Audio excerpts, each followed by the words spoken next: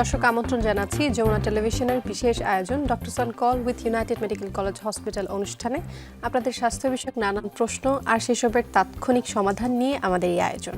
আপনাদের সাথে পুরো আয়োজন জুড়ে সাথে থাকবো আমি ডাক্তার সিদ্রা ইকবাল।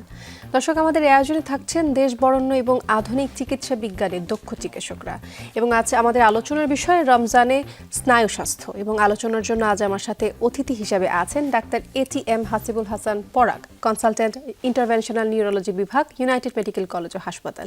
আমাদের বিশেষজ্ঞ চিকিৎসকের পরামর্শ পাওয়ার জন্য আপনারা ফোন করতে পারেন 982405 নাম্বারে। ডাক্তার ATM হাসিবুল হাসান পরাগ, আপনাকে স্বাগত জানাচ্ছি ডক্টরস অন কলে। আজ খুবই গুরুত্বপূর্ণ একটা বিষয় আমরা আলোচনা করব, তা হচ্ছে রমজানে স্নায়ু স্বাস্থ্য নিয়ে, অর্থাৎ নিউরোলজিক্যাল সমস্যা যাদের রয়েছে তাদের নানান দিক বিদিক নিয়ে আমরা আজ কথা বলবো। তো প্রথমে একটু প্রশ্ন করতে চাই যে রমজানের সময়টাতে তো আমরা রোজা রাখা, তারপর হচ্ছে ঘুমের একটা অনিয়ম, পানি শূন্যতা, নানান ধরনের সমস্যা হয়ে থাকে। তো এতে হচ্ছে স্নায়ু স্বাস্থ্যের কি ধরনের ঝুঁকি হয়? হ্যাঁ, সাধারণত যদি আমি ঝুঁকির কথা বলি, যে এই রমজানের টাইমে যেহেতু আমরা পানি শূন্যতা যে কথাটা বললেন, ডিহাইড্রেশনের একটা চান্স থাকে। যদি আমরা সঠিকভাবে সঠিক মাত্রায় যদি আমি পানি পান না করি, তো সেক্ষেত্রে দেখা যায় যে মাইগ্রেনের অ্যাটাক কিন্তু বেড়ে যেতে পারে। যাদের মাইগ্রেন আগে থেকে ছিল তাদের দেখা যেতে পারে মাইগ্রেনের অ্যাটাকটা বেড়ে যেতে পারে। আবার ধরেন যদি আমি স্ট্রোকের কথা বলি, বিশেষ করে মহিলাদের একটা স্ট্রোক, সেটাকে আমরা বলি CVST, তাদের ব্রেনের এক ধরনের ভেইন বন্ধ হয়ে যায়। তো এইটার একটা বড় কারণ কিন্তু এই পানি শূন্যতা, ডিহাইড্রেশনের কারণে কিন্তু CVSTটার ঝুঁকি বেড়ে যেতে পারে। আবার যাদের খিঁচুনি রোগী যারা আছেন, মৃগী রোগ বলতে আমরা সাধারণভাবে যাদেরকে বলি, মৃগী রোগটাও কিন্তু এই ধরনের অ্যাটাকগুলো, যারা আগে থেকে মৃগী রোগী যারা আছেন তাদের অ্যাটাকগুলো কিন্তু রমজানে বেড়ে যেতে পারে। আবার এই ধরনের রোগী যারা আছেন রমজানে কিন্তু যদি রোজা রাখেন, অনেক সময় আমাদের যে ওষুধ আমরা যেগুলো ব্যবহার করি সেগুলোর যে আমরা যেই মাত্রায় বা যেই ফ্রিকোয়েন্সিতে ব্যবহার করি সেটা কিন্তু এই সময়টা ওলটপালট হলেও কিন্তু তাদের এই ধরনের অ্যাটাকের ঝুঁকিগুলো বাড়তে পারে। বাট ইন জেনারেল যদি আমি বলি, রমজানে আসলে আলাদা করে স্পেসিফিক কোনো সমস্যা নাই। এটা যদি আমাদের ধর্মীয় বিধান এবং আমাদের জীবন স্বাস্থ্যের উপর এটার আসলে ওই রকম কোনো প্রভাব নাই। কিন্তু এই যদি স্পেসিফিক জিনিসগুলো যদি আমরা না মেনে চলি, তখন কিন্তু আমরা যারা আগে থেকে রোগী যারা আছেন তাদের ক্ষেত্রে কিছু সমস্যার সম্মুখীন তারা হতে পারে। আচ্ছা, তো এই যে রোগীদের কথা আপনি বলছিলেন, তাদের ক্ষেত্রে আর কারা রয়েছেন যাদের ক্ষেত্রে বিশেষভাবে সতর্কতার প্রয়োজন আছে রোজা রাখার আগে? হ্যাঁ, বিশেষ করে যারা বয়স্ক যারা আছেন এবং তাদের অনেকেরই কিন্তু দেখা যায় যে ডায়াবেটিস আছে, হাইপার টেনশন আছে, এবং আপনি জানেন যে এগুলো আমরা বলি রিস্ক ফ্যাক্টর। এগুলো কিন্তু স্ট্রোক বা যে কোনো রোগেরই ঝুঁকিগুলো বাড়ায়, যেগুলো আমাদের অ্যাকিউট ইমার্জেন্সি যে সিচুয়েশনগুলো। তো তারা যদি রমজানে এই জিনিসগুলোকে খেয়াল না করেন, যদি প্রেশার মেডিকেশনগুলো বা ব্লাড প্রেশারের আমরা যে ওষুধগুলো খাই তারা যদি সময়গুলো মেনে না, যদি ওষুধ যদি না খান, অথবা যদি আমরা ডায়াবেটিসের যে ওষুধগুলো, স্পেসিফিক্যালি ডায়াবেটিসের ওষুধের কিন্তু মাত্রাটা রমজানের মধ্যে আমার ইফতারি এবং সেহরির সাথে কিন্তু নতুন করে ভাগ করতে হয়। ধরেন সারাদিনে উনি দুবেলা যে ওষুধটা খেতেন সেটা কিন্তু ওনার মানে 3 ভাগের 2 ভাগ পোর্শন কিন্তু খেতে হয় ইফতারিতে, 3 ভাগের 1 ভাগ সেহরিতে। এই জিনিসটা কিন্তু অনেকে মানেন না বা ডাক্তারের কাছে আসলে রমজানের পূর্বে ডাক্তারের কাছে যান না। তখন কিন্তু দেখা যাবে তার ডায়াবেটিসের কন্ট্রোলটা কিন্তু ভালো থাকছে না। তখন কিন্তু দেখা যাবে যে ডায়াবেটিসের কন্ট্রোল যদি ভালো না থাকে তাহলে কিন্তু আবার স্ট্রোকের ঝুঁকিটা বেড়ে যেতে পারে। ব্লাড প্রেশার বা উচ্চ রক্তচাপ থাকলে কিন্তু মস্তিষ্কে রক্তক্ষরণের ঝুঁকি বেড়ে যেতে পারে।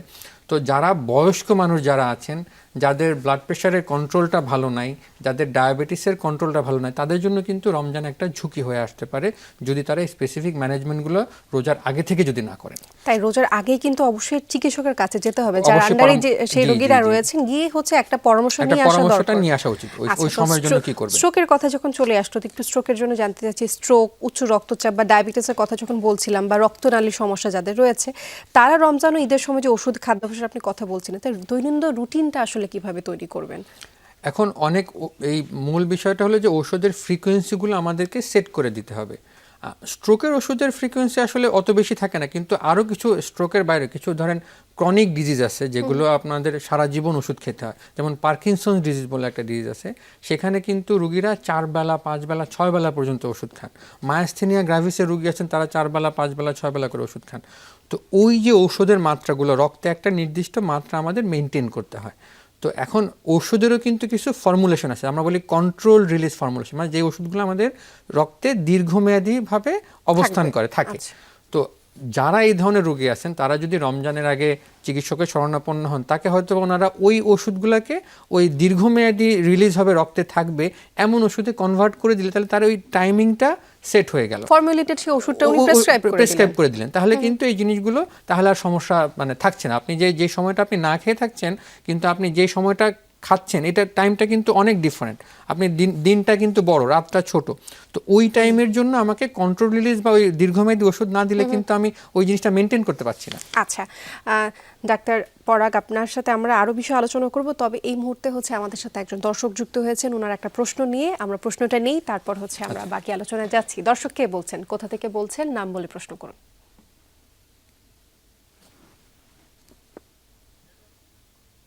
দর্শক আপনি শুনতে পাচ্ছেন আমাদের?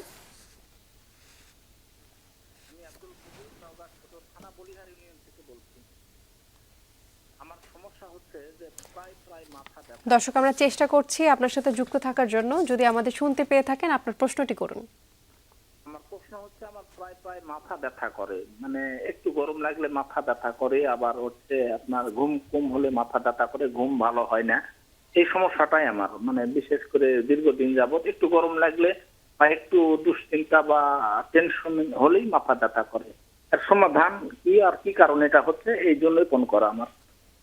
ধন্যবাদ দর্শক আমাদেরকে কল করবার জন্য। ওনার যে প্রশ্নটা ছিল যে একটু হচ্ছে টেনশন থাকলে বা গরম লাগলে কিন্তু মাথা ব্যথা করে, এই প্রশ্নটা আমরা রাখলাম, তবে উত্তরটা আমরা একটু বিরতির পরে দিব। বিরতির পর এসে আমাদের দর্শকদের প্রশ্ন উত্তরটা আমরা দিব। আমরা কথা বলছি রমজানে স্নায়ু স্বাস্থ্য নিয়ে, তবে একটু আগে একজন দর্শক আমাদের সাথে যুক্ত হয়েছিলেন, ওনার উত্তরটা আগে দিয়ে নিই। জি ধন্যবাদ। আসলে যিনি প্রশ্ন করেছেন আপনাকে অসংখ্য ধন্যবাদ, এবং আপনার প্রশ্নের মধ্যে আসলে আপনার ডায়াগনোসিসটা লুকিয়ে আছে। যেটা আপনি যেটা বললেন আপনার টেনশনে আপনার এটা বাড়ে, তো এটাকে আমরা বলি টেনশন টাইপ হেডেক বা মাসল কন্ট্রাকশন হেডেক। তো এই ধরনের মানে রোগের ক্ষেত্রে মূল যে বিষয় যে আপনাকে অবশ্যই স্ট্রেস আপনাকে করতে হবে, স্ট্রেস থেকে দূর থাকতে হবে, এবং যে কোনো ধরনের টেনশন থেকে দূর থাকতে হবে। না হলে কিন্তু আপনার এই মানে মাথা ব্যথাতে আপনি ওষুধ খেয়ে কিন্তু আসলে কুলাতে পারবেন না।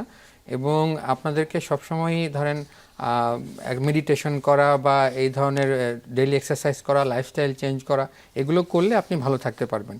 আর ঘুম হয় না আসলে, আমরা অনেকেই কিন্তু ঘুমের যে নর্মাল হাইজিন সেটা মেনটেন করি না, সময় মতো ঘুমাতে যাই না, আমরা ডিভাইস দেখি বা এই যে টিভির উপর ডিপেন্ডেন্ট, এইগুলো আমাদেরকে কমাতে হবে। এগুলো যদি আমরা কমিয়ে সঠিক টাইমে আমরা ঘুমোতে যেতে পারি তাহলে ঘুম আসবে। আর এরপরেও যদি সমস্যা থাকে তাহলে নিকটস্থ চিকিৎসকের সাথে সব পরামর্শ নিয়ে করলে হয়ে যাবে। আচ্ছা, আমরা স্ট্রোক নিয়ে আলোচনা করছিলাম, খুবই বার্নিং একটা ইস্যু হচ্ছে স্ট্রোক। এবং স্ট্রোক যখন হয় আসলে আশেপাশে যারা থাকেন তারা কিন্তু বুঝতে পারেন না, বা বুঝতে একটু দেরি হয়ে যায় যে স্ট্রোক হয়েছে কিনা, ডায়াগনোস করতে পারেন না, এবং তাৎক্ষণিক কি করতে হবে, কোন হাসপাতালে নিয়ে যেতে হবে, এটা কিন্তু অনেক বড় একটা প্রশ্ন থাকে। সামগ্রিকভাবে এই প্রশ্নটা আপনার কাছে রাখছি যে স্ট্রোক হলে একজন রোগীকে তখন কি ব্যবস্থাপনা নিতে হবে এবং হাসপাতালগুলোর অবস্থা এখন কেমন? আচ্ছা, প্রথম কথা হলো আসলে স্ট্রোক ব্রেনের রোগ না হার্টের রোগ, এটাই অনেকেই জানেন না। আমাদের অনেকেই ধারণা যে হার্ট অ্যাটাক করলে সেটাকে কিন্তু আমরা অনেকের হার্ট স্ট্রোক বলে থাকি। এটা কিন্তু একটা মিসনোমার বা আমাদের ভ্রান্ত ধারণা। স্ট্রোক অবশ্যই মস্তিষ্কের একটা রোগ, এবং আমাদের ধরেন এটা বোঝার জন্য খুব সহজ। আমাদের এটা একটা আমরা বলি ফাস্ট মানে ফেস। আমাদের যদি মুখ যদি বেঁকে যায়, আমাদের এক সাইড যদি অবশ হয়ে যায়, এ হলো আর্ম বা এই লেগ, আমাদের এক সাইড যদি হঠাৎ করে অবশ হয়ে যায়, আমাদের যদি দৃষ্টিশক্তি যদি কোনো কারণে হঠাৎ করে কমে যায়, বা আমাদের ব্যালেন্স যদি হঠাৎ করে হয়ে যায়, আমরা যদি ব্যালেন্স না থাকে, আমরা যদি পড়ে যেতে থাকি হঠাৎ করে, অথবা আমাদের মুখের কথা যদি জড়িয়ে যায়, এই ধরনের এই যে সাইনগুলো আমি বললাম, এই সাইনগুলো বা এই লক্ষণগুলোর যে কোনো একটা বা দুটো যদি হঠাৎ করে হয়, তখন অবশ্যই আমাদের বুঝতে হবে যে তার স্ট্রোক হয়েছে। স্ট্রোক হলে প্রথম কাজ হলো নিকটস্থ জরুরি বিভাগে, যে কোনো সরকারি হাসপাতালে জরুরি বিভাগে যাওয়া, গেলে পরে সেখানে প্রাথমিক কিছু চিকিৎসা দেওয়া যেতে পারে। তবে স্ট্রোকের আলটিমেট ডায়াগনোসিস করার জন্য কিন্তু মাথার সিটি স্ক্যান বা এমআরআই করার দরকার পড়ে। সেই জন্য নিকটস্থ বড় হাসপাতাল যেগুলোতে সিটি স্ক্যান বা এমআরআই ফ্যাসিলিটি আছে, এমন হাসপাতালে গেলে স্ট্রোকের যে আধুনিক চিকিৎসাগুলো সেগুলো ইনস্ট্যান্টলি শুরু করা সম্ভব। আচ্ছা, আমি এখানে একটা প্রশ্ন যোগ করছি, যেহেতু বললেন হাসপাতালগুলোর কথা, তো স্ট্রোক তো অনেক বড় একটা সমস্যা এখন, তো এটার জন্য ডেডিকেটলি কয়টা হাসপাতাল বাংলাদেশে এই মুহূর্তে আছে? আসলে ডেডিকেটেড হাসপাতাল বলতে ন্যাশনাল ইনস্টিটিউট অফ নিউরোসায়েন্স ছাড়া ওইভাবে করে ডেডিকেটেড এখন পর্যন্ত নাই, এটা সরকারি সেক্টরে। আর প্রাইভেট সেক্টরে এখন নতুন করে অনেকগুলা আসছে, সেন্টারই চলে আসছে, যেমন ইউনাইটেড মেডিকেল কলেজ হসপিটালের নতুন করে ওখানে ফ্যাসিলিটি তৈরি হচ্ছে, আরও বেশ কিছু প্রাইভেট হসপিটাল তৈরি হচ্ছে। তো ঢাকা শহরে যদি আমি বলি 5 থেকে 6টা হসপিটালে এ ধরনের স্ট্রোকের অ্যাকিউট যে সার্ভিসটা সেটা দেওয়ার সক্ষমতা এখন পর্যন্ত আছে। আচ্ছা, আমি একটু ইউনাইটেড মেডিকেলের ব্যাপারে যেহেতু কথা বলছি, তাহলে ইউনাইটেড মেডিকেল কলেজ হাসপাতালের কথাই বলি। সেখানকার স্ট্রোক সেন্টারটা কেমন? আচ্ছা, এখানে আমরা নতুন করে এটা নিউলি এস্টাবলিশ একটা স্ট্রোক সেন্টার। এখানে আসলে স্ট্রোকের চিকিৎসার প্রথম কথাটাই কিন্তু সময়।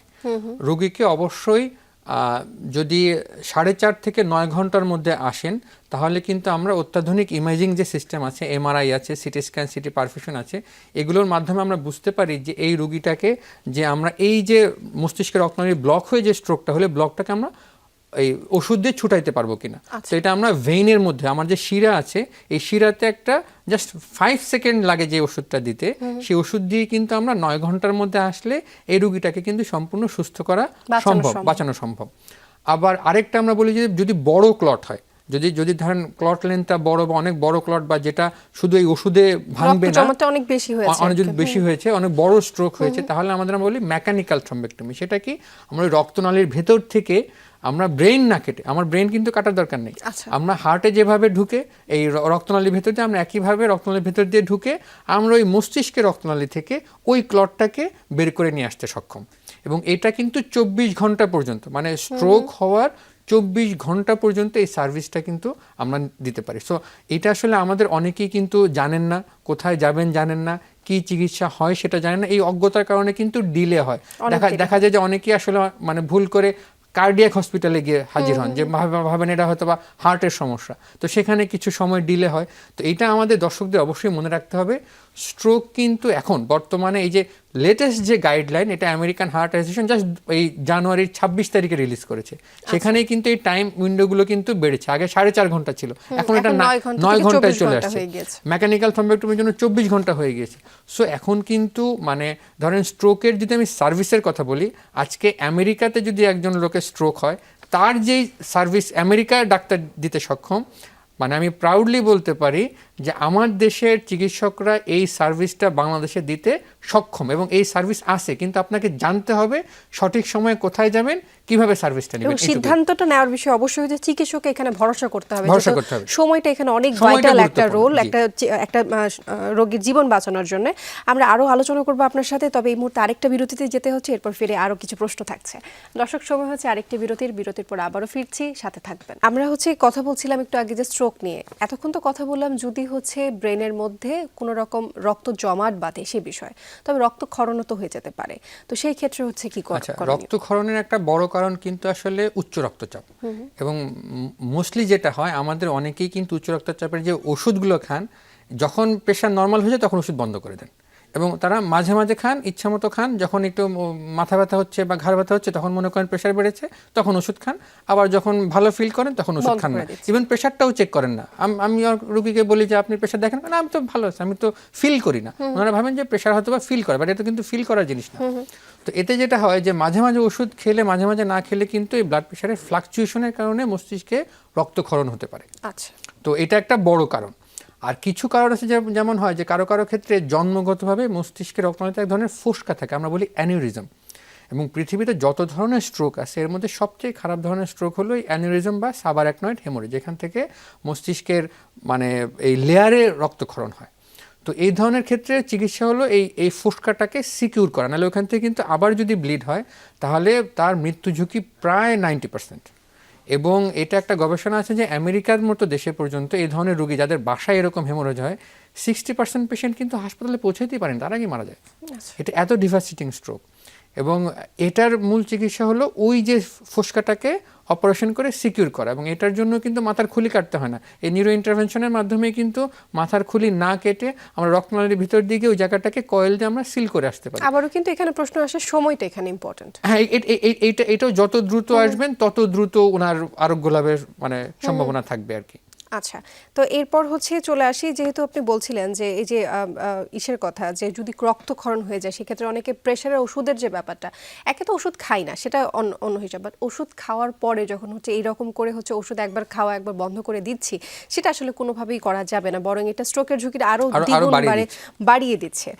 তো আরেকটা কথা থাকে না, যে অনেকে বলে যে প্রেশার তো বেশি থাকে, প্রেশার ওষুধ খাওয়ার পর আবার কমে যায়, দ্যাটস ওয়াই আমি খাচ্ছি না, তো তারা কি করবেন? আচ্ছা, এখানে যেটা সমস্যা হয় আমাদের আসলে এখানে একটা নলেজ গ্যাপ আছে। অনেকে মনে করেন প্রেশার মানে আমার প্রেশার থাকতে হবে 120/80, কিন্তু এটা কিন্তু একটা আদর্শ প্রেশার। প্রেশারে কিন্তু একটা রেঞ্জ আছে। আমি যদি সিস্টোলিক বা উপরের যেটা, সেটা যদি আমার 90 থেকে 140-এর মাঝখানে থাকে, আর নিচেটা যদি 60 থেকে 90-এর মাঝখানে থাকে, সেটাই কিন্তু আমার জন্য নর্মাল। এখন আপনি ধরেন আপনি শুয়ে আছেন, আপনার প্রেশার একরকম থাকবে, আপনি বসে থাকলে একরকম থাকবে, দৌড়ালে আর একরকম থাকবে। কিন্তু পেশেন্টরা অনেক ক্ষেত্রেই মনে করে কি যে আমার তো প্রেশার এখন 110/70 হয়ে গেছে, তাহলে তো প্রেশার কমে গেছে, আমি তাহলে ওষুধ খাবো না। কিন্তু এটা কিন্তু উনি ওষুধটা খাচ্ছিলেন বলেই কিন্তু এটা কন্ট্রোলে ছিল। আমার ওই মানে মূল টার্গেট যে রেঞ্জ, আমার এই রেঞ্জের মধ্যে রাখাটাই কিন্তু আমার মানে টার্গেট, যে আমি ওষুধ খেয়ে আমার প্রেশারটা এই রেঞ্জের মধ্যে রাখবো। কিন্তু রোগীর অনেকে কিন্তু ভয় পান, যখনই প্রেশার 100/70 চলে আসে তখন তিনি কিন্তু হ্যাঁ লো হয়ে গেছে খাও, কিন্তু এটা কিন্তু আসলে প্রেশার লো না, উনি কিন্তু নর্মাল রেঞ্জের মধ্যেই আছেন। আমাদের সব থেকে বড় ভুল ধারণা রোগীদের মাঝখানে এটা, যে প্রেশার, ব্লাড প্রেশার মানে 120/80, এটা ওনারা কোত্থেকে পেয়েছেন আমি জানি না, কিন্তু এটা কিন্তু একদম আদর্শ প্রেশার। আদর্শ প্রেশার কিন্তু বেশিরভাগ সময় থাকবে না। ডেফিনেটলি এটার জন্য হচ্ছে প্রেশার লো হয়ে গেলে রক্ত মেডিসিনটা কোনোভাবে বন্ধ করা যাবে না, সেক্ষেত্রে অবশ্যই চিকিৎসকের কাছে যেতে হবে। হতে পারে যে প্রেশার ওষুধটা চিকিৎসক চেঞ্জ করে দিতে পারে, আর কম মাত্রা দিতে পারে, বা সেটা হতে পারে। আচ্ছা, এখন তো ঈদের ছুটি সামনে চলে আসতেছে, তো ঈদের ছুটির সময় যে প্রতিষ্ঠানে দেখা যায় জরুরি বিভাগগুলো যেগুলো থাকে, চিকিৎসক পাওয়া যায় না। তো স্ট্রোকের যে ইস্যুসটা বললাম, যে স্ট্রোক তো অনেক বেশি হচ্ছে, সংখ্যায় বেড়ে গিয়েছে এখন, তো এই ধরনের কোনো রকম দুর্ঘটনা ঘটলে কারো, সেক্ষেত্রে আপনাদের যে হাসপাতালটা রয়েছে তারা কিভাবে হচ্ছে এই সাপোর্টটা দিচ্ছে? হ্যাঁ, এবং মজার বিষয় হলো ধরেন স্ট্রোকের ব্যাপারগুলো কিন্তু রাতেই বেশি হয়। আমাদের গবেষণা আছে যে স্ট্রোক কোন টাইমে বেশি হয়, এই মানে সরকারি যে অফিস টাইমের পরেই কিন্তু আসলে স্ট্রোকগুলো বেশি হয়। এবং এটার জন্য যেটা আমাদের করা আছে, আমরা কিন্তু রোস্টার সিস্টেমে কাজ করি।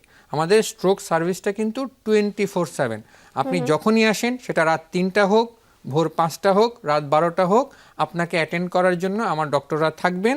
এবং এরপরে যদি অপারেশন লাগে, সেটাও in the middle of the night করার জন্য আমরা রোস্টার সিস্টেমে কমপ্লিটলি প্রস্তুত আছি। সো এটা মানে সময়টা যেহেতু ইম্পর্টেন্ট, আমরা চিকিৎসকরা সার্ভিস দিতে প্রস্তুত, বাট আপনাকে স্ট্রোক হলে সার্ভিস নিতে আসতে হবে এবং জানতে হবে কোথায় যেতে হবে। নিশ্চয়ই। এখন আমরা একটু কথা বলতে চাচ্ছি যে এই যে ধরেন আমি স্ট্রোকের ট্রিটমেন্টটা করলাম, সময়মতো ট্রিটমেন্টটা করলাম, পরবর্তীতে হচ্ছে আবার কি স্ট্রোক হতে পারে কিনা? হ্যাঁ, আমার অবশ্যই স্ট্রোকের ঝুঁকি তো থাকেই। সেটা হলো ধরেন আমি যদি যেই মানে স্ট্রোকের মূল রিস্ক ফ্যাক্টর কি, একটা হলো উচ্চ রক্তচাপ, একটা ডায়াবেটিস, একটা হলো রক্তে কোলেস্টেরলের মাত্রা উচ্চ থাকা, একটা হলো সেডেন্টারি লাইফস্টাইল, মানে আমি যদি কোনো কাজ না করি, আমি বসে থাকি, বা এই যে এখন রমজান চলছে, রমজানে যদি আমি অত্যধিক পরিমাণে ইফতার, আমরা যেটা হয় যে আমরা কিন্তু সারাদিন খাই না বলে ইফতার বেশি করে খাই, আবার আমি সারাদিন খাবো না বলে সেহরি কিন্তু বেশি করে ভরপেট খাচ্ছি, তাহলে আমি কি করছি, আমি কিন্তু এই তেল চর্বি জাতীয় জিনিস বেশি বেশি করে খাচ্ছি, আমার কিন্তু তখন রক্তনালী ব্লক হওয়ার কিন্তু আমার আরও ঝুঁকিটা বাড়িয়ে দিচ্ছি। তো আমাদের অবশ্যই আমি চিকিৎসা যাই করি না কেন, আমাদের লাইফস্টাইল চেঞ্জটা অবশ্যই করতে হবে। আমাদেরকে সময় মতো এই যে এক্সারসাইজ করা, হাঁটা, ব্যায়াম করা, এগুলো করতে হবে। আমাদের অনেকেই কিন্তু লবণ খান, যে অনেকে বলেন যে আমি তো ভেজে খাই, আপনি লবণ ভেজে খান, কাঁচা খান, যাই খান না কেন, এক্সট্রা লবণ যদি আপনি খান, সেটা অবশ্যই আপনার উচ্চ রক্তচাপের ঝুঁকি বাড়াবে। উচ্চ রক্তচাপের ঝুঁকি বেড়ে গেলে আপনার অবশ্যই স্ট্রোকের ঝুঁকিটা বেড়ে যাবে। তো এই প্রত্যেকটা জিনিস মেনে চলতে হবে, একটা গাইডলাইনে থাকতে হবে। আমরা অনুষ্ঠানের প্রায় শেষ পর্যায়ে চলে আসছি, এবার একটু জানতে চাচ্ছি, এখন কিন্তু তরুণদের মধ্যে স্ট্রোকের ঝুঁকিটা অনেকটা বেড়ে গিয়েছে, তার কারণ বলে আপনি কি মনে করেন, এবং এটা থেকে আসলে তরুণদেরকে কিভাবে রক্ষা করা যায় সেই হিসাবে একটা পরামর্শ চাচ্ছি আপনার কাছে। আচ্ছা, তরুণদের মধ্যে যেটা হয় যে একটা কিন্তু জেনেটিক ফ্যাক্টর আছে বাংলাদেশের জন্য, আসলে আমাদের এই সাউথ ইস্ট এশিয়ান রিজন এবং জাপানিজদের কিছু জেনেটিক জিনগত ব্যাপার আছে যেগুলো স্ট্রোকের ঝুঁকি বাড়ে। এখন জিনগত ব্যাপারে তো আপনি কিছু করতে পারবেন না, এটা আল্লাহর প্রদত্ত, যেটা দিয়েছেন এটা কিছু করার নেই। কিন্তু অনেকের ক্ষেত্রে দেখা যায় আমরা কিন্তু তরুণরা অনেকেই রাত জেগে আমরা ফেসবুক দেখছি, আমরা এই সোশ্যাল মিডিয়া ইউজ করছি, আমি সময় মতো ঘুমাতে যাচ্ছি না, অনেকেই কিন্তু ধূমপানে আসক্ত, অনেকে আবার দেখা যাচ্ছে এক্সট্রা আরও অন্যান্য জিনিস, মাদক দ্রব্যে আসক্ত। তো এই জিনিসগুলো অ্যাভয়েড করতে হবে। এই জিনিসগুলোই কিন্তু আসলে তরুণদের ক্ষেত্রে স্ট্রোকের একটা বড় ঝুঁকির কারণ। কিন্তু আমাদের এই যে অনিদ্রা, ঘুম, স্ট্রেস, হ্যাঁ, এবং এই যে অনেক ক্ষেত্রে দেখা যায় যে আমি ঘুমাতেই যে রাত 2টা বা 2:30টায়, আমি সকালে উঠি সকাল 12টায়। 12টা-1টা তো ঘুম তো থেকে উঠছি। তো এই যে লাইফস্টাইল, এই যে লাইফস্টাইলটাকে ব্যালেন্স করা Balance সেখানে করতে হবে। মূল কথা। আমরা যদি স্ট্রোক থেকে বাঁচতে চাই সেক্ষেত্রে অবশ্যই লাইফস্টাইলটাকে অবশ্যই, আমাদের অবশ্যই। ব্যালেন্স করে চলতে হবে। অসংখ্য ধন্যবাদ জানাচ্ছি আপনাকে আমাদের সাথে যুক্ত হওয়ার জন্য এবং আপনার মূল্যবান সময় আমাদেরকে দেওয়ার জন্য। আপনাদেরকেও ধন্যবাদ এবং আপনাদের মাধ্যমে যমুনা টিভিকে এবং যমুনা টিভির সকল দর্শক এবং শুভানুধ্যায়ীদেরকে শুভেচ্ছা জানাচ্ছি। দর্শক, এই ছিল আজকের আয়োজন। আমাদের সাথে থাকার জন্য অসংখ্য ধন্যবাদ। দেখা হবে আবারও আগামীকাল।